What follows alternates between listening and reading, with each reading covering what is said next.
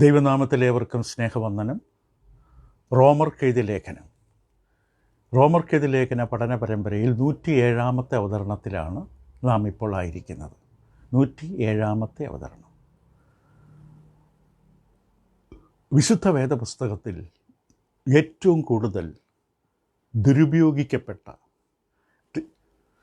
തെറ്റായി വ്യാഖ്യാനിക്കപ്പെട്ട ഒരു വേദഭാഗമാണ് റോമർക്കെഴുതിയ ലേഖനം 5-ാം അധ്യായം 12 മുതൽ 21 വരെ. നാം ഇപ്പോൾ ആ വേദഭാഗം പഠിക്കുവാനുള്ള ഒരുക്കത്തിലാണ്. വളരെയധികം വാദപ്രതിവാദങ്ങളും വിവാദങ്ങളും വചനവിരുദ്ധമായ പല പരാമർശനങ്ങളും ഉപദേശങ്ങളുമെല്ലാം ലോകത്ത് പരക്കുവാൻ മനുഷ്യർ തെറ്റായി വ്യാഖ്യാനിച്ചിട്ടുള്ള ഒരു വേദഭാഗം. നാം ഈ വേദഭാഗത്ത് വെച്ച് പഠിക്കാൻ ആരംഭിച്ചപ്പോൾ ആദ്യമായി നാം മനസ്സിലാക്കിയത് ഈ വേദഭാഗം എന്ത് അല്ല പഠിപ്പിക്കുന്നത്. ആദ്യം നാം പറഞ്ഞു, ആദ്യ മനുഷ്യനായ ആദാം ഹവ്വ, ആദ്യ ദമ്പതികൾ, ആദാമിൻ്റെയും ഹവ്വയുടെയും പാപം പരമ്പരാഗതമായിട്ട് ഭൂമിയിൽ ജനിച്ചു വീഴുന്ന ശിശുക്കളിൽ വരുന്നില്ല. കാരണം അപ്രകാരമാണ് ആദിപിതാക്കന്മാരുൾപ്പെടെ കത്തോലിക്ക സഭ, പ്രൊട്ടസ്റ്റൻ്റ് സഭ, കാൽവിന്യ ഉപദേശങ്ങളെല്ലാം ലോകത്ത് മനുഷ്യരെ പഠിപ്പിച്ചത്. ഇന്ന് അനേകരുടെ ചിന്താഗതിയെ സ്വാധീനിച്ചിട്ടുള്ളത് ആദാം ചെയ്ത പാപത്തിൻ്റെ ആ വലിയ അപരാധം, കുറ്റം പേറിക്കൊണ്ടാണ് ഭൂമുഖത്ത് ഓരോ ശിശുവും ജനിച്ചു വീഴുന്നത്. ഇത് ദുരുപദേശമാണ്, വചനവിരുദ്ധമാണ്, ഇത് തെറ്റാണ്. ഈ വേദഭാഗത്തെ ഉപയോഗിച്ചുകൊണ്ട് അത് സ്ഥാപിക്കാൻ ശ്രമിക്കുമ്പോൾ നാം ആദ്യം തന്നെ മനസ്സിലാക്കി, ഈ വേദഭാഗം അങ്ങനെ പഠിപ്പിക്കുന്നില്ല. അത് പിന്നീട് അല്പം മയപ്പെടുത്തിക്കൊണ്ട്, വെള്ളം ചേർത്ത് കുറച്ച് സ്വാദിഷ്ടമാക്കി തീർത്തുകൊണ്ട് ഈ സിദ്ധാന്തത്തെ വേറെ പല രൂപത്തിൽ അവതരിപ്പിക്കാൻ ശ്രമിച്ചു. ഓരോ ശിശുക്കളും ജനിച്ചു വീഴുന്നത് പാപപ്രകൃതിയോടുകൂടിയാണ്. പാപത്തോടുള്ള ചായ്വ് അവരിലുണ്ട്. പാപത്തോടുള്ള അഭിരുചി, താല്പര്യമുള്ളവരായിട്ടാണ്. അതായത് പാപപ്രകൃതി. അതും തെറ്റാണ്. ആദാം പാപം ചെയ്തത് പാപപ്രകൃതിയോടുകൂടി ജനിച്ചത് കൊണ്ടല്ല. അങ്ങനെയാണെങ്കിൽ ദൈവമാണ് കുറ്റക്കാരൻ. സൃഷ്ടിച്ച ആദാമിൽ പാപപ്രകൃതി സമ്മാനിച്ചത് ദൈവമാണ്. ആദാം പാപം ചെയ്തതിന് മുമ്പ് തന്നെ ആദാമിൽ ഈ സ്വഭാവം ഉണ്ടായിരുന്നു എന്ന് വരുത്തുകയാണ്. അപ്പോൾ അത് ദൈവം വെച്ചതാണ്. അപ്പോൾ ദൈവത്തിന് ആദാമിനെ ശിക്ഷിക്കാൻ പറ്റില്ല. അപ്പോൾ പിന്നെ എന്തുകൊണ്ട് ആദാം പാപം ചെയ്തു? എന്തുകൊണ്ട് നാം പാപം ചെയ്യുന്നു? നമ്മൾ പാപപ്രകൃതി ഉള്ളതുകൊണ്ടാണോ പാപത്തുള്ള ചായ്വും അഭിരുചിയും താല്പര്യവും നമ്മിലുള്ളത്? മനുഷ്യ സ്വഭാവത്തെക്കുറിച്ച് എല്ലാം നമുക്കറിയാനുള്ള കഴിവില്ല. എങ്കിലും വെളിപ്പെടുത്തിയിരിക്കുന്ന വചനത്തിൻ്റെ അടിസ്ഥാനപരമായ ചില വിഷയങ്ങൾ സത്യം നാം മനസ്സിലാക്കണം. ആദ്യമായി നാം കണ്ടു, ദൈവം ആദാമിനെ സൃഷ്ടിച്ചപ്പോൾ നിർമ്മലനായി, വിശുദ്ധനായി, ദൈവത്താൽ സൃഷ്ടിക്കപ്പെട്ടതാണ്. അപ്പോൾ ദൈവം സൃഷ്ടിച്ച ആദാം നിർമ്മലനാണ്. യഹോവയായ ദൈവമാണ് അവൻ്റെ ഉള്ളിൽ, മനുഷ്യൻ്റെ ഉള്ളിൽ ആത്മാവിനെ വെച്ചത്. സക്കറിയ പ്രവചന പുസ്തകം 12:1, സഭാപ്രസംഗി 12:7 ഇതെല്ലാം ഈ സത്യത്തെ ഓർമ്മിപ്പിക്കുന്നു. അങ്ങനെയാണെങ്കിൽ മനുഷ്യരെല്ലാവരും, സൃഷ്ടിക്കപ്പെട്ട സകല മനുഷ്യരും നിർമ്മലരാണ്, വിശുദ്ധരാണ്, നിഷ്കളങ്കരാണ്. കാരണം അവർ ദൈവത്തിൽ നിന്ന് വന്നവരാണ്. നമ്മുടെ സഭാപ്രസംഗം പറഞ്ഞു, പൊടി പണ്ടായിരുന്ന പോലെ ഭൂമിയിലേക്ക് മടങ്ങിച്ചേരും, ആത്മാവ് എന്നെ നൽകിത്തന്ന ദൈവത്തിലേക്ക് തിരികെ പോകും. സകല മനുഷ്യരും ദൈവത്തിൻ്റെ സൃഷ്ടികളാണ്. രണ്ടാമത്തെ അടിസ്ഥാന സത്യം നമ്മൾ കണ്ടത്, ആദാമിനെ സൃഷ്ടിച്ചപ്പോൾ സ്വതന്ത്ര ചിന്താഗതി, സ്വന്തമായി തീരുമാനമെടുക്കാനുള്ള പ്രാപ്തി ആദാമിനുണ്ടായിരുന്നു. അതുകൊണ്ട് ആദാമിന് ദൈവത്തെ അനുസരിക്കാനും അനുസരിക്കാതിരിക്കാനുമുള്ള തീരുമാനമെടുക്കാനുള്ള അവകാശമുണ്ട്. ഇത് നമുക്കുമുണ്ട്. ദൈവത്തെ അനുസരിക്കാനും അനുസരിക്കാതിരിക്കാനും നമുക്ക് തീരുമാനിക്കാം. പക്ഷേ ആ തീരുമാനം നാം അവസാനം അതിന് കാരണം ന്യായം പറയേണ്ടി വരും. സഭാപ്രസംഗം പറഞ്ഞ പോലെ സകലരെയും ന്യായവിസ്താരത്തിലേക്ക് ദൈവം വരുത്തും. ദൈവത്തെ എന്തുകൊണ്ട് തള്ളിക്കളഞ്ഞു, സുവിശേഷം എന്തുകൊണ്ട് അനുസരിച്ചില്ല എന്ന ചോദ്യം നമ്മൾ നേരിടേണ്ടി വരും. മറ്റൊരു കാര്യം നമ്മൾ മനസ്സിലാക്കിയത്, മൂന്നാമതായി അടിസ്ഥാന സത്യം മനസ്സിലാക്കാൻ പോകുന്നത്, ആദാം വെറും ആത്മാവ് മാത്രമല്ല, ദൈവം സൃഷ്ടിച്ച, ദൈവഛായയിൽ സൃഷ്ടിച്ച ആദാമിന് ഒരു ജഡീക ശരീരമുണ്ട്. ആദാമിനൊരു ശരീരമുണ്ട്. അപ്പോൾ ആദാമിനെ ഹവ്വയെയും ശത്രുവായ പിശാച് സമീപിച്ചതിൻ്റെ കാരണം അവനൊരു പ്രതീക്ഷയുണ്ട്, ആദാമിലെ ഈ ശരീരമുള്ളതുകൊണ്ട്, ഈ ജഡീക ശരീരമുള്ളതുകൊണ്ട്. അപ്പോൾ ജഡീക ശരീരത്തിൻ്റെ, ശ്രദ്ധിക്കുക, ജഡീകമായ ശരീരത്തിൻ്റെ താല്പര്യങ്ങൾ ആ വാതിലിലൂടെ അതിനെ ഉണർത്തിക്കൊണ്ടാണ് ആദാമിനെ ഹവ്വയെയും പിശാച് വീഴ്ത്തിയത്. ഹവ്വയിലൂടെ അത് ആരംഭിച്ചു. ഉൽപ്പത്തി പുസ്തകം 3-ാം അധ്യായത്തിൻ്റെ 6-ാം വാക്യത്തിൽ ദൈവം അവർക്ക് സ്വാതന്ത്ര്യം കൊടുത്തു, തീരുമാനമെടുക്കാനുള്ള, തിരഞ്ഞെടുക്കാനുള്ള കഴിവ് കൊടുത്തു, സ്വതന്ത്രമായിട്ടൊരു തോട്ടത്തിൽ വെച്ചു, ഒരു കൽപ്പന കൊടുത്തു, ആ തോട്ടത്തിൽ നടുവിലുള്ള വൃക്ഷത്തിൻ്റെ ഫലം തിന്നരുത്. ഈ അന്തരീക്ഷത്തിലാണ് സാത്താൻ, പിശാച് കടന്നു വന്നു. മനുഷ്യൻ വെറും ആത്മാവല്ല, പറന്നു കിടക്കുന്ന ദൂതന്മാരെ പോലെ പറന്നു കിടക്കുന്ന ആത്മാവല്ല, അവന് ശരീരമുണ്ട്, അവന് ആഹാരം കഴിക്കണം. ശരീരത്തിൻ്റെ എല്ലാ സാധാരണ നിലയിലുള്ള പരിശുദ്ധമായ എല്ലാ ആവശ്യങ്ങളും അവൻ നിറവേറ്റേണ്ടതുണ്ട്. ഈ ഒരു സംവിധാനം മനുഷ്യന് ആത്മാവ് മാത്രമല്ല ജഡവുമുണ്ട്. ദൈവം അവനെ മണ്ണിൽ നിന്ന് മെനഞ്ഞെടുത്തവനാണ്. 3-ാം അധ്യായത്തിൻ്റെ 6-ാം വാക്യം സാത്താൻ കാരണം കൗശലക്കാരനായ പിശാച് മനുഷ്യനെ കൗശലത്തിൽ പിടികൂടുകയാണ്. ആ വൃക്ഷഫലം അത് 4 മുതൽ വായിച്ചാൽ പാമ്പ് സ്ത്രീയോട്, പാമ്പിൻ്റെ രൂപത്തിൽ അത് പാമ്പിലൂടെ പ്രവർത്തിക്കുകയാണ്. നിങ്ങൾ മരിക്കയില്ല നിശ്ചയം, തിന്നുന്ന നാളിൽ നിങ്ങളുടെ കണ്ണു തുറക്കുകയും നിങ്ങൾ നന്മതിന്മകളെ അറിയുന്നവരായി ദൈവത്തെ പോലെ ആകുകയും ചെയ്യും, ദൈവം അറിയുന്നെന്ന് പറഞ്ഞു. ദൈവം നിങ്ങൾക്ക് മനഃപൂർവ്വമായിട്ട് അനുഗ്രഹം തടഞ്ഞു വച്ചിരിക്കുകയാണ്. ഈ പഴത്തോട്, വിലക്കപ്പെട്ട കനിയോടുള്ള താല്പര്യമുണർത്തി. ആ വൃക്ഷഫലം തിന്മാൻ നല്ലതും കാണുവാൻ ഭംഗിയുള്ളതും ജ്ഞാനം പ്രാപിപ്പാൻ കാമ്യവുമെന്ന് സ്ത്രീ കണ്ട് ഫലം പറിച്ചു തിന്നു ഭർത്താവിന് കൊടുത്തു. അവളുടെ കണ്ണുകളെ വശീകരിച്ചു, തെറ്റായ ചിന്തകൾ കൊടുത്തു, തെറ്റായ ആലോചനകൾ കൊടുത്തു. ദൈവം വിലക്കിയത് എനിക്ക് നന്മയ്ക്കാണ്, നല്ലതാണ്, എനിക്ക് പ്രയോജനമുള്ളതാണ്. പക്ഷെ ദൈവം വിലക്കി, ദൈവം എനിക്ക് കിട്ടേണ്ട ഒരു നന്മയെ തടഞ്ഞു വെച്ചു എന്ന രീതിയിലൊക്കെ ചിന്തിച്ച് അവൻ്റെ ഈ മനുഷ്യൻ്റെ ജഡീകമായ അവസ്ഥയിലൂടെയാണ് സാത്താൻ പ്രവേശിച്ചത്. ഉത്തരവാദിത്വമുള്ള എല്ലാ വ്യക്തികളും ഈ സംഘർഷം ജീവിതത്തിൽ നേരിടും. ഒരു തിരഞ്ഞെടുപ്പിൻ്റെ മുമ്പിൽ ജഡീകമായ സുഖം, ജഡീകമായ ഇഷ്ടം, ജഡീകമായ ആഗ്രഹം നിറവേറ്റണോ, ആത്മീകമായിട്ട് കാര്യങ്ങൾ ചിന്തിക്കണോ? മത്തായിയുടെ സുവിശേഷം 26-ാം അധ്യായം 41-ാം വാക്യത്തിൽ കർത്താവ് യേശു ഒരിക്കൽ താൻ പ്രാർത്ഥിച്ച് തിരിച്ചു തന്റെ ശിഷ്യന്മാരുടെ അടുക്കൽ മടങ്ങി വരുമ്പോൾ അവർ കിടന്ന് ഉറങ്ങുന്നത് കൊണ്ട് അവരോട് ഇങ്ങനെ പറഞ്ഞു: പരീക്ഷയിൽ അകപ്പെടാതിരിപ്പാൻ ഉണർന്നിരുന്ന് പ്രാർത്ഥിപ്പിൻ, ആത്മാവൊരുക്കമുള്ളത് ജഡമോ ബലഹീനമത്രേ. ഒരു ബലഹീനമായൊരു ജഡം, ആദാമിൻ്റെ പാപത്തിന് ശേഷം നമ്മുടെ ജഡത്തിൻ്റെ ഒരു ബലഹീനത കൂടിയുണ്ട്. ആ ജഡീകമായ ബലഹീന നിമിത്തം തളർന്നുപോയ ഈ ശിഷ്യന്മാരോട് ക്രിസ്തു പറഞ്ഞതാണ്. യോഹന്നാൻ്റെ ലേഖനത്തിൽ യോഹന്നാൻ വ്യക്തമായിട്ട് ഈ കാര്യം തന്നെ ഓർമ്മിപ്പിച്ച് 1 യോഹന്നാൻ 2:16 ജഡമോഹം, കൺമോഹം, ജീവനത്തിൻ്റെ പ്രതാപം, ഇങ്ങനെ ലോകത്തിലുള്ളതെല്ലാം പിതാവിൽ നിന്നല്ല. അപ്പം നമ്മുടെ ജഡത്തിൻ്റെ മോഹം, നമ്മുടെ മുമ്പിൽ കാണുന്ന കാര്യങ്ങളിലൂടെ നമ്മുടെ ഉള്ളിലുണ്ടാകുന്ന മോഹം, മറ്റുള്ളവരുമായി താരതമ്യം ചെയ്ത് ജീവിതത്തിൽ വളരെ സാമ്പത്തികമായി ഉയർന്ന നിലയിൽ എത്തണമെന്നുള്ള ആഗ്രഹം, വളരെ ആഡംബര ജീവിതത്തിന് വേണ്ടിയുള്ള മോഹം, ജീവനത്തിൻ്റെ പ്രതാപം, ഇങ്ങനെ ലോകത്തിലുള്ളത്, ഇതൊക്കെ ലോകത്തിലുള്ള കാര്യങ്ങൾ. ഇത് ദൈവത്തിൽ നിന്നുള്ളതല്ല, ലോകത്തിൽ നിന്ന് അത്രയാകുന്നു. അപ്പോൾ ഇതാണ് സാത്താൻ ഉപയോഗിക്കുന്ന മാർഗം. റോമലേഖനത്തിൻ്റെ 7-ാം അധ്യായം 18-19 വാക്യങ്ങളിൽ പൗലോസ് അപ്പോസ്തലൻ ഇപ്രകാരം പറഞ്ഞു: ആകയാൽ അതിനെ പ്രവർത്തിക്കുന്ന ഞാനല്ല, എന്നിൽ വസിക്കുന്ന പാപമത്രേ. എന്നിലെന്ന് വെച്ചാൽ എൻ്റെ ജഡത്തിൽ ഒരു നന്മ വസിക്കുന്നില്ല എന്ന് ഞാൻ അറിയുന്നു. നന്മ ചെയ്യാനുള്ള താല്പര്യം എനിക്കുണ്ട്, പ്രവർത്തിക്കുന്നതോ ഇല്ല.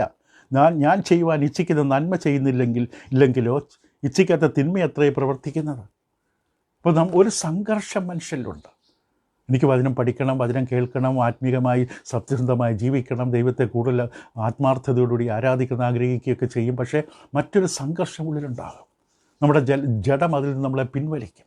രോഗങ്ങളിലൂടെയും മറ്റു പല സാഹചര്യങ്ങളിലൂടെയും ആരോടുമുള്ള വിദ്വേഷത്തോടെ, പകയോടുകൂടി നമ്മളെ ജഡികമായ ചിന്തകളിൽ പിടിച്ചു നിർത്തി ആത്മീകമായ വലിയ ലക്ഷ്യത്തിൽ നമ്മളെ വലിച്ചകറ്റും.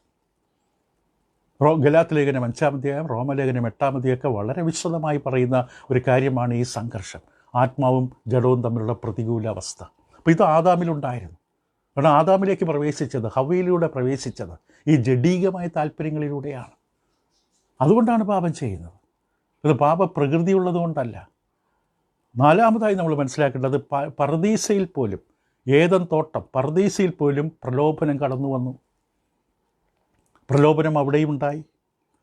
പാപത്താൽ രോഗബാധിതമായ ഈ ലോകത്തിൽ നാം നിരന്തരമായി നേരിടുകയാണ് പ്രലോഭനം. നമ്മുടെ ചുറ്റും എപ്പോഴും പ്രലോഭനങ്ങളുണ്ട്. ഓരോ നിമിഷവും നമ്മൾ കണ്ണു തുറന്ന് ആത്മീയമായ ബോധത്തോടെ ജീവിച്ചവ കാണാൻ പറ്റും. ദൈവത്തോട് നമ്മൾ അടുത്ത് വരാതിരിക്കാനുള്ള പല പല കാര്യങ്ങൾ നമ്മുടെ ചുറ്റും നമ്മെ പ്രലോഭിപ്പിച്ചുകൊണ്ട് നമ്മുടെ ചുറ്റുമുണ്ട്. എബ്രായർക്കെതിരെ ലേഖനം 2:18 എബ്രായ എഴുത്തുകാരൻ പ്രകാരം പറയുകയുണ്ടായി, താൻ തന്നെ പരീക്ഷിതനായി കഷ്ടം അനുഭവിച്ചിരിക്കാൻ പരീക്ഷിക്കപ്പെടുന്നവർക്ക് സഹായിപ്പാൻ കഴിവുള്ളവനാണ്. കർത്താവ് യേശു നമുക്ക് ഈ പരീക്ഷയുടെ സമയത്ത്, പ്രലോഭനത്തിൻ്റെ സമയത്ത് നമ്മളെ സഹായിപ്പാൻ കഴിവുള്ളവനായി നമുക്ക് രക്ഷകനായിട്ടുണ്ട്. എബ്രായ ലേഖനം 4:15 പറഞ്ഞു, നമുക്കുള്ള മഹാപുരോഹിതൻ നമ്മുടെ ബലഹീനതകളിൽ സഹതാപം കാണിപ്പാൻ കഴിയാത്തവനല്ല, പാപമൊഴികെ സർവ്വത്തിലും നമുക്ക് തുല്യമായി പരീക്ഷിക്കപ്പെട്ടവൻ. കർത്താവ് യേശുവും പരീക്ഷിക്കപ്പെട്ടു. ഈ കല്ല് അപ്പമാക്കാൻ പറഞ്ഞു പിശാച്, മുകളിൽ നിന്ന് ചാടാൻ പറഞ്ഞു, നിനക്ക് പ്രസിദ്ധി കിട്ടും, ക്രൂസിൽ മരിക്കേണ്ട കാര്യമൊന്നുമില്ല. പ്രലോഭനങ്ങൾ നേരിട്ടും. പക്ഷെ താൻ എങ്ങനെ അതിജീവിച്ച് നമുക്കറിയാം. അപ്പോൾ 4ാമത്തെ പാഠം അതാണ്, മനുഷ്യൻ എന്തുകൊണ്ടാണ് പാപം ചെയ്യുന്നത്, ആദാം എന്തുകൊണ്ട് പാപം ചെയ്തു, നമ്മൾ വ്യക്തമായി കണ്ടു. പ്രലോഭനം. 5ാമത്, തിരഞ്ഞെടുക്കുവാനുള്ള സ്വാതന്ത്ര്യമുള്ള മനുഷ്യൻ. ഈ തിരഞ്ഞെടുക്കുവാൻ സ്വാതന്ത്ര്യമുള്ളത് കൊണ്ട് തൻ്റെ എല്ലാ തിരഞ്ഞെടുപ്പും ശരിയും നന്മയും തനിക്ക് അനുഗ്രഹവുമല്ല. തിരഞ്ഞെടുക്കാൻ സ്വാതന്ത്ര്യമുണ്ട്, പ്രാപ്തിയുണ്ട്, കഴിവുണ്ട് എന്നുള്ളത് കൊണ്ട് നമ്മളെപ്പോഴും നന്മയല്ല തിരഞ്ഞെടുക്കുന്നത്. പ്രലോഭനം വരുമ്പോൾ നാം തെറ്റായി തീരുമാനമെടുക്കും, അത് പാപമാണ്. നന്മ ചെയ്യാൻ അറിഞ്ഞിട്ടും ചെയ്യാതിരിക്കുന്നത് പാപമാണ്. ഹവ്വയ്ക്കറിയാം, ആദാമിനറിയാം ഈ പഴം പറിച്ച് തിന്നാൻ പാടില്ല. പക്ഷേ അവരുടെ ആ സ്വതന്ത്രമായി തീരുമാനമെടുക്കൽ കഴിവ് ഒരു പ്രലോഭനത്തിൻ്റെ മുമ്പിൽ അവർ മറന്നു കളഞ്ഞു. അവരുടെ സ്വന്തം നേട്ടം മാത്രം നോക്കി. അത് പാപമായി. ആദാം ഒരു തെറ്റായ തീരുമാനമെടുത്തു. നാമും തെറ്റായ തീരുമാനങ്ങൾ എടുക്കുന്നു. ദൈവത്തെ വേണ്ട, വചനം വായിക്കേണ്ട, പ്രാർത്ഥന വേണ്ട, വിശുദ്ധ ജീവിതം വേണ്ട. റോമലേഖനം 3-ാം അധ്യായത്തിൻ്റെ 23-ാം വാക്യം പൗലോസ് ഇങ്ങനെയാണ് പറഞ്ഞത്. റോമർ 3:23, ഒരു വ്യത്യാസവുമില്ല, എല്ലാവരും പാപം ചെയ്തു. എല്ലാവരും പാപം ചെയ്തു. പാരമ്പര്യമായി കിട്ടിയതല്ല, പിന്തുടർച്ചയായിട്ട് കിട്ടിയതല്ല, മാതാപിതാക്കളിൽ നിന്ന് പകർന്നു കിട്ടിയതല്ല. എല്ലാവരും പാപം ചെയ്തു. ആ ദൈവ തേജസ് സ്വരൂപനായ ദൈവത്തിൻ്റെ ആ തേജസ്സുള്ള ആ സാന്നിധ്യം അനുഭവിക്കാനുള്ള കഴിവ് നഷ്ടപ്പെട്ടു. 6ാമതായിട്ട് മനസ്സിലാക്കേണ്ടത്, ആദാം ദൈവത്തോട് അനുസരണക്കേട് കാണിച്ചു. സ്വന്തം തീരുമാനമാണ് ദൈവത്തോട് അനുസരണക്കേട് കാണിച്ചത്. ഹവ്വയും സ്വന്തം തീരുമാനമാണ്. അതുകൊണ്ട് ദൈവം അവരുടെ കുറ്റം അവരുടെ മേൽ ചുമത്തി. അവർ പാപം ചെയ്തു. നാമും നമ്മുടെ സ്വന്തം തീരുമാനത്താൽ, സാഹചര്യങ്ങൾ പലതാകാം, പിശാച് പ്രലോഭനങ്ങൾ ഒരുക്കുന്നുണ്ടാകാം, പക്ഷെ നമുക്ക് തീരുമാനിക്കാം വേണോ വേണ്ടയോ. നാമും അപ്രകാരം സ്വതന്ത്രമായി തീരുമാനമെടുക്കാനുള്ള കഴിവും പ്രാപ്തിയുള്ള നാം പാപം ചെയ്തു. നാം അതിന് ഉത്തരവാദിയാണ്. മറ്റുള്ളവരുടെ ആരുടെ പാപത്തിനും നാം ഉത്തരവാദിയല്ല. മറ്റുള്ളവരുടെ ആരുടെ തിന്മയും നമ്മുടെ മേൽ പരമ്പരാഗതമായി പാരമ്പര്യമായി കടന്നു വരുന്നില്ല. അതിൻ്റെ ശിക്ഷ നാം അനുഭവിക്കേണ്ട കാര്യമില്ല.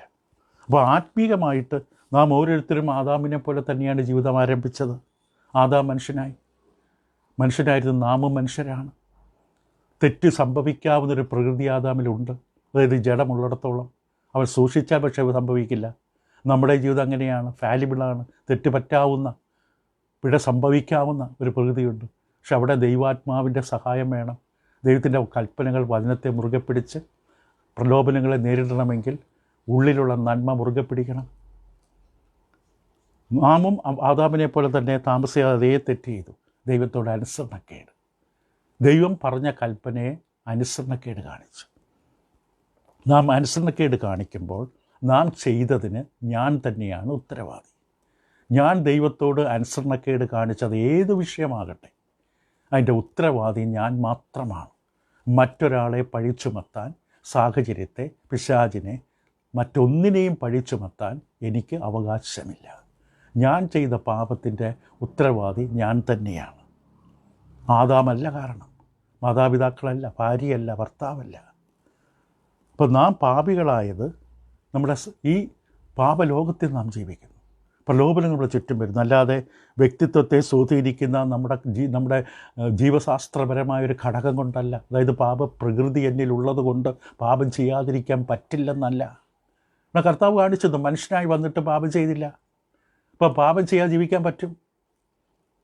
മനുഷ്യർ പാപികളായി മാറുന്ന അവൻ്റെ തീരുമാനമാണ്, അവൻ്റെ ആഗ്രഹമാണ്, അവൻ്റെ സ്വന്തം ഇഷ്ടമാണ്. അപ്പോൾ നാം വീണ്ടും ശക്തമായി ഉറപ്പിക്കട്ടെ ഈ സത്യം. ബൈബിൾ ഒരിക്കലും പഠിപ്പിക്കുന്നില്ല. റോമലേഖനം 5:12 മുതൽ 21 വരെ ഒരിക്കലും പഠിപ്പിക്കുന്നില്ല നാം ആദാമിൻ്റെ പാപത്തിൻ്റെ കുറ്റക്കാരാണ്. ആദാമിൻ്റെ അപരാധം, പാപം നമ്മുടെ മേൽ പടർന്നു വരുന്നു. ഓരോ ശിശുവും ജനിച്ചു വീഴുന്നത് ആദാമിൻ്റെ പാപത്തോടു കൂടിയാണ്, ആ അപരാധത്തോടു കൂടിയാണെന്ന് വിശുദ്ധ വേദപുസ്തകം പഠിപ്പിക്കുന്നില്ല. അപ്പൻ പച്ചമുന്തിരിങ്ങ തിന്നാൽ മകൻ്റെ പല്ല് പൊളിക്കില്ല, മകൻ പച്ചമുന്തിരിങ്ങ തിന്നാൽ അപ്പൻ്റെ പല്ല് പൊളിക്കില്ല. പാപം ചെയ്യുന്ന ദേഹി മരിക്കും. മറ്റൊരു കാര്യം നമ്മൾ ഈ ഭാഗത്തു നിന്ന് പഠിക്കാനുള്ളത്, ഈ വേദഭാഗം പഠിപ്പിക്കുന്നില്ല. എന്ത് പഠിപ്പിക്കുന്നില്ല? രണ്ടാമതായി സമസ്ത രക്ഷണവാദം. അതായത് സാർവലൗകികമായ എല്ലാ മനുഷ്യരും അവസാനം രക്ഷിക്കപ്പെടും എന്നൊരു ചിന്ത ചിലർ സ്വീകരിച്ചിട്ടുണ്ട്. അതിനും അവർ ആധാരമായി ഉപയോഗിക്കുന്നത് റോമലേഖനം 5:12 മുതൽ 21 വരെയാണ്. ഈ വേദഭാഗം ഉപയോഗിച്ചുകൊണ്ട് സകല മനുഷ്യരും അവസാനം രക്ഷിക്കപ്പെടും. പല കൈത്തോടുകളെല്ലാം അവസാനം ഒരിടത്ത് വന്ന് ചേരും എന്ന ധാരണയാണ് അവരുടെ. ആ ചിന്താഗതി ഡോക്ട്രിൻ ഓഫ് യൂണിവേഴ്സലിസം, സമസ്ത രക്ഷണ്യവാദം എന്ന് വിളിക്കപ്പെടാം മലയാളത്തിൽ. അതൊരു പ്രത്യേകിച്ച് അവർ കേന്ദ്രീകരിച്ചിരിക്കുന്നതിൻ്റെ 18-ാം വാക്യമാണ്. റോമർ 5:18. വാക്യങ്ങൾ നമ്മൾ പിന്നീടാണ് പഠിക്കുന്നുള്ളൂ, ഇപ്പോൾ ഇതൊരു ആമുഖം മാത്രമാണ്. അങ്ങനെ ഏക ലംഘനത്താൽ സകല മനുഷ്യർക്കും ശിക്ഷാവിധി വന്നതുപോലെ ഏകനീതിയാൽ, അതായത് കർത്താവ് യേശു ക്രൂസിൻ്റെ മരണം, അതാണ് ഏകനീതി. ഏകനീതിയാൽ സകല മനുഷ്യർക്കും ജീവകാരണമായ നീതീകരണവും വന്നു. അപ്പോൾ ഈ വേദഭാഗം ഉപയോഗിച്ചുകൊണ്ടാണ് ആദാമിൻ്റെ പാപം സകലർക്കും ശിക്ഷാവിധി കൊണ്ടുവന്നതുപോലെ ക്രിസ്തുവിൻ്റെ ക്രൂസിലെ മരണം ആ പ്രശ്നത്തെ പൂർണ്ണമായി പരിഹരിച്ച് സകല മനുഷ്യരെ നീതീകരിച്ചു എന്ന് ചിലർ സ്ഥാപിക്കാൻ ശ്രമിക്കുന്നു. എല്ലാവരും അതുകൊണ്ട് രക്ഷിക്കപ്പെടും. ഇപ്പോൾ എന്തെല്ലാം തരത്തിൽ അബദ്ധത്തിലും ദുരുപദേശത്തിലും ദൈവനിഷേധത്തിലും നിരീശ്വരവാദത്തിലും എവിടെ കടന്നാലും സകല മനുഷ്യരും അവസാനം രക്ഷിക്കപ്പെടും. സമസ്ത രക്ഷ എന്ന വാദമാണ്. വീണ്ടും മറ്റൊരു തെളിവാണ് അവ്യക്തമായ ഒരു വേദഭാഗം എടുത്തുകൊണ്ട് വ്യക്തമായ നേരിട്ട് ദൈവം നൽകി തന്നിട്ടുള്ള ഉപദേശത്തെ ഖണ്ഡിക്കുന്നൊരവസ്ഥ. ദൈവനത്തെ ശരിയായി മനസ്സിലാക്കാൻ വിഭാഗിക്കാനുള്ള പരാജയം. ബൈബിൾ വ്യക്തമായി പഠിപ്പിക്കുന്ന സത്യമാണ്, എല്ലാവരും രക്ഷിക്കപ്പെടില്ല. അനേക വേദഭാഗങ്ങളിൽ നമുക്കത് കാണിക്കാൻ പറ്റും, തെളിയിക്കാൻ പറ്റും. ഭൂമിയിലുള്ള സകല മനുഷ്യർ രക്ഷിക്കപ്പെടുമെന്ന് ബൈബിൾ ഒരിടത്തും ഒരിക്കലും പഠിപ്പിച്ചിട്ടില്ല. മത്തായിയുടെ സുവിശേഷം 25-ാം അധ്യായത്തിൻ്റെ 34, 41, 46 ചില വേദഭാഗങ്ങൾ മാത്രം. മത്തായി 25:34 രാജാവ് തൻ്റെ വലത്തുള്ളവരോട് അരുളിച്ചെയ്യും, എൻ്റെ പിതാവിനാൽ അനുഗ്രഹിക്കപ്പെട്ടവരെ വരുവിൻ, ലോകസ്ഥാപനം മുതൽ നിങ്ങൾക്കായി ഒരുക്കിയിരിക്കുന്ന രാജ്യം അവകാശമാക്കിക്കൊള്ളുവിൻ. ഒരു കൂട്ടരോട് മാത്രമാണത് പറഞ്ഞത്. ഈ ആഹ്വാനം കിട്ടാത്ത മറ്റൊരു വലിയൊരു കൂട്ടമുണ്ട്. 41-ാം വാക്യം, പിന്നെ അവൻ ഇടത്തുള്ളവരോട്, ശപിക്കപ്പെട്ടവരെ, എന്നെ വിട്ട് പിശാചിനും അവൻ്റെ ദൂതന്മാർക്കും ഒരുക്കിയിരിക്കുന്ന നിത്യ അഗ്നിയിലേക്ക് പോകുവീൻ. ഒരു കൂട്ടരെ അയച്ച നിത്യ അഗ്നിയിലേക്കാണ്, രക്ഷയിലേക്കല്ല, ശിക്ഷയിലേക്കാണ്. അതിൻ്റെ 46-ാം വാക്യം, ഇവർ നിത്യദണ്ഡനത്തിലേക്ക്, നീതിമാന്മാർ നിത്യജീവനിലേക്ക് പോകും. ഇപ്പം നിത്യദണ്ഡനത്തിലേക്ക് അനേകർ പോകുന്നതായിട്ട് കാണാം. ഇപ്പോൾ നമ്മൾ വേറൊരു ഉദാഹരണം നോക്കേണ്ട, റോമലേഖനത്തിൽ തന്നെ ഇതിനുള്ള ഉദാഹരണമുണ്ട്, മറുപടിയുണ്ട്. സകല മനുഷ്യർ രക്ഷിക്കപ്പെടുന്ന ചില ചിന്താഗതികൾക്ക്. റോമലേഖനം 2-ാം അധ്യായത്തിൻ്റെ 5-ാം വാക്യത്തിലേക്ക് നോക്കിയാൽ റോമലേഖനത്തിൽ പൗലോസ് പറഞ്ഞു, എന്നാൽ നിൻ്റെ കാഠിന്യത്താലും അനുതാപമില്ലാത്ത ഹൃദയത്താലും നീ ദൈവത്തിൻ്റെ നീതിയുള്ള വിധി വെളിപ്പെടുന്ന കോപ ദിവസത്തേക്ക് നിനക്ക് തന്നെ കോപം ചരിതിച്ചു വയ്ക്കുന്നു. ദൈവം വ്യക്തമായി പറഞ്ഞ ചിലർ അവരുടെ ജീവിതത്തിൽ ദൈവം അവരെ വിളിച്ച് അവരെ വേർതിരിച്ച് അവരെ സ്നേഹിക്കാനെല്ലാം കാര്യം ചെയ്തു കൊടുത്തിട്ടും അവിടെ കാഠിന്യം, അനുതാപമില്ലാത്ത ഹൃദയം, മാനസാന്തപ്പെടാൻ തയ്യാറല്ല. അവർ നാശത്തിലേക്ക് പോകാൻ തീരുമാനിച്ചിരിക്കുകയാണ്. എല്ലാവരും രക്ഷിക്കപ്പെടുന്ന വചനം പറയില്ല. അതിൻ്റെ 8-ാം വാക്യം റോമർ 2, നല്ല പ്രവൃത്തിക്ക് വേണ്ടുന്ന സ്ഥിരത പൂണ്ട് തേജസ്സും മാനവും അക്ഷതയും അനുസരിക്കുന്നവർക്ക് നിത്യജീവനും, മറുവശത്ത് സാഠ്യം പൂണ്ട് സത്യമനുസരിക്കാതെ അനീതി അനുസരിക്കുന്നവർ കോപവും ക്രോധവും കൊടുക്കും. തിന്മ പ്രവർത്തിക്കുന്ന ഏത് മനുഷ്യാത്മാവിനും കഷ്ടവും സങ്കടവും അത് യഹൂദനും പിന്നെ അവനും വരും. എല്ലാവരും രക്ഷിക്കപ്പെടുമെന്നൊരു സിദ്ധാന്തം ബൈബിളിലില്ല. വിശ്വസിക്കുന്ന എല്ലാവരും, കർത്താവ് യേശുവിനെ സ്വീകരിക്കുന്ന, വിശ്വസിക്കുന്ന, വീണ്ടും ജനിച്ച എല്ലാവരും രക്ഷിക്കപ്പെടും, അത് സംശയമില്ല. പക്ഷേ ഭൂമിയിലുള്ള സകല മനുഷ്യർ രക്ഷിക്കപ്പെടുന്ന ബൈബിൾ ഒരിക്കലും പറയുന്നില്ല. ഇത് റോമലേഖനം 12-ാം അധ്യായത്തിൻ്റെ 19-ാം വാക്യത്തിലും പൗലോസ് പറയുന്നൊരു പ്രസ്താവന വായിച്ചിരിക്കേണ്ടതാണ്. റോമർ 12:19, പ്രിയമുള്ളവരെ, നിങ്ങൾ തന്നെ പ്രതികാരം ചെയ്യാതെ ദൈവകോപത്തിന് ഇടം കൊടുപ്പീൻ. പ്രതികാരം എനിക്കുള്ളത്, ഞാൻ പകരം ചെയ്യുന്നത് കർത്താവ് അരുളിച്ചെയ്യുന്നു. ഇപ്പോൾ കർത്താവിൻ്റെ പ്രതികാരം ഏറ്റുവാങ്ങും ഭൂരിപക്ഷം ജനം. അതിന് യാതൊരു സംശയമില്ല. ഇപ്പോൾ സകല മനുഷ്യർക്കും അനേകർ എന്ന വാക്കുകൾ ഉപയോഗിച്ചുകൊണ്ട് ചിലർ പറയുന്നത് എല്ലാവരും ഇല്ലെങ്കിലും ഭൂരിപക്ഷം ആൾക്കാർ രക്ഷിക്കപ്പെടുമെന്നൊരു ധാരണയാണ്. ഭൂരിപക്ഷം ആൾക്കാരും ക്രിസ്തുവിലൂടെ രക്ഷ പ്രാപിക്കും. അവസാനം ക്രിസ്തു ഭൂരിപക്ഷം ആൾക്കാരെ മിക്കവരെയും രക്ഷിക്കും ധാരണ. അങ്ങനെയാണെങ്കിൽ എത്ര നന്നായിരുന്നു. നമ്മൾ ആഗ്രഹിക്കുന്നു എല്ലാവരും രക്ഷിക്കപ്പെടണം, ആരും നശിച്ചു പോരുന്ന ദൈവം ആഗ്രഹിക്കുന്നു. പക്ഷെ ദൈവം നിർബന്ധിക്കുന്നില്ല. സ്വതന്ത്രമായി തീരുമാനമെടുക്കുന്ന കഴിവ് പിന്നെ എന്തിനാണ് കൊടുത്തത്? ഓരോരുത്തരും സ്വന്തമായി തീരുമാനമെടുക്കണം, ഓരോരുത്തരുടെ പ്രവൃത്തികളെ ന്യായവിസ്താരത്തിൽ വരുമല്ലോ എന്ന് സഭാപ്രസംഗം പറഞ്ഞ എന്തിനാണ്? എല്ലാവരും രക്ഷിക്കപ്പെടുകയാണെങ്കിൽ പിന്നെ എന്തിനാണ് സുവിശേഷം പ്രസംഗിക്കപ്പെടുന്നത്? എന്തിനാണ് വിശുദ്ധ വചനം, ദൈവവചനം? പക്ഷെ ദൈവവചനം പറയുന്ന നേരെ തിരിച്ചാണ്. ഭൂരിപക്ഷം ആൾക്കാർ നശിച്ചു പോകും. മത്തായിയുടെ സുവിശേഷം 7-ാം അധ്യായം, മത്തായിയുടെ സുവിശേഷം 7-ാം അധ്യായത്തിലെ 13-14 വാക്യങ്ങൾ വായിക്കുമ്പോൾ അവിടെ പറയുന്ന ചിത്രം എന്താണ്? എല്ലാവരും രക്ഷിക്കപ്പെടും, ഭൂരിപക്ഷം ആൾക്കാർ രക്ഷിക്കപ്പെടുമെന്നല്ല, നേരെ തിരിച്ചാണ്.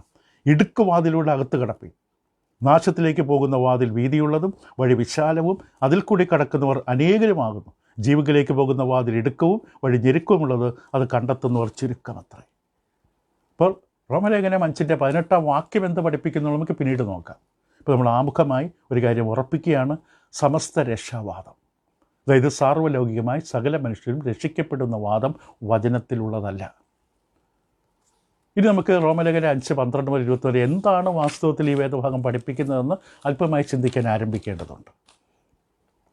ഈ വേദഭാഗം നമ്മൾ കണ്ടു വളരെയധികം ഉയർന്ന വിധത്തിൽ വാദപ്രതിവാദങ്ങളും തർക്കങ്ങളുമെല്ലാം നിലനിൽക്കുന്നൊരു, അവർ ഉപയോഗിക്കുന്നൊരു വേദഭാഗമാണ്.